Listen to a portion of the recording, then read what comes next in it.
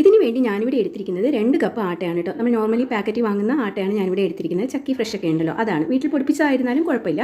2 കുറ്റി പുട്ട് നമുക്ക് ഇതിൽ ഉണ്ടാക്കാം. ഇതിൽ ആവശ്യത്തിന് ഉപ്പിട്ട് കൊടുക്കുക. ഇനി ചൂട് വെള്ളമാണ് വേണ്ടത്, നല്ല ചൂട് വെള്ളം. നമ്മളിപ്പോൾ ഫിംഗർ ഒന്ന് മുക്കുമ്പോഴത്തേക്കും കൈ വലിക്കത്തില്ല, അത്രയും ചൂട് വേണം കേട്ടോ. അതായത് വെള്ളം തിളച്ചതിന് ശേഷം ഒരു 5 മിനിറ്റ് റെസ്റ്റ് ചെയ്തതിന് ശേഷം എടുത്താൽ മതിയായിരിക്കും. അപ്പോൾ അത് കറക്റ്റ് ചൂടായിരിക്കും. അത് കുറേശ്ശായിട്ട് ഒഴിച്ച് കൊടുത്തിട്ട് നമുക്ക് കൈ കൊണ്ടൊന്ന് പുട്ടിന് സാധാരണ ഞെരടുന്ന പോലെ തന്നെ ഞെരടി കൊടുക്കുക കേട്ടോ. 1/4 കപ്പ് വെള്ളമാണ് ഒഴിച്ച് കൊടുത്തിരിക്കുന്നത് കേട്ടോ. ഇനി ഇതിലേക്ക് 1 ടേബിൾ സ്പൂൺ വെളിച്ചെണ്ണ ഒഴിച്ച് കൊടുക്കുക. വെളിച്ചെണ്ണ ഒഴിച്ച് കൊടുക്കുമ്പോൾ നല്ല ഒരു ഫ്ലേവർ വരും കേട്ടോ അതിന്. അപ്പോൾ കുറച്ചുകൂടി സോഫ്റ്റായിരിക്കുകയും ചെയ്യും. ഇപ്പോൾ ഇതേ മാവ് ആയിട്ടുണ്ട്. ഇനി നമുക്കിതിനെ ഒന്ന് പൊടിച്ചെടുക്കണം. ഞാനൊരു മിക്സിയുടെ നമ്മളുടെ ഗ്രൈൻഡർ ഉണ്ടല്ലോ, അതിലേക്ക് ഇട്ട് കൊടുക്കാം. ഒരുപാട് അങ്ങോട്ട് കുത്തി നിറച്ചിട്ട് കൊടുക്കരുത്, ഒരു 1/4 ഭാഗം ഇട്ട് കൊടുത്താൽ മതി. നമുക്കൊന്ന് പൾസ് ചെയ്താണ് എടുക്കേണ്ടത് കേട്ടോ. അതുപോലെ ഒന്ന് ഒരു 3 പ്രാവശ്യം പൾസ് ചെയ്തെടുത്താൽ മതിയായിരിക്കും കേട്ടോ. അങ്ങോട്ട് റൺ ചെയ്യിപ്പിക്കരുത്, ജസ്റ്റ് പൾസ് ചെയ്ത് എടുക്കാവൂ. ഇനി നമുക്കിത് ഒരു പ്ലേറ്റിലേക്ക് ട്രാൻസ്ഫർ ചെയ്യാം.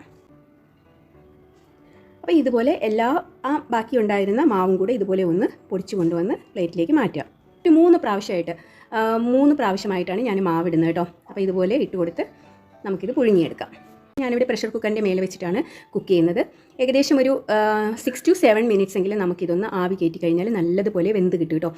വളരെ പെർഫെക്റ്റ് ആയിട്ടുള്ള പുട്ടാണ്, നല്ല സോഫ്റ്റ് ആയിരിക്കുകയും ചെയ്യും. നമ്മളിത് കാസറോളിൽ അടച്ച് വെച്ച് കഴിഞ്ഞാൽ രാത്രി വരെയും ഇതിങ്ങനെ തന്നെ സോഫ്റ്റായിട്ട് ഇരിക്കുകയും ചെയ്യും കേട്ടോ.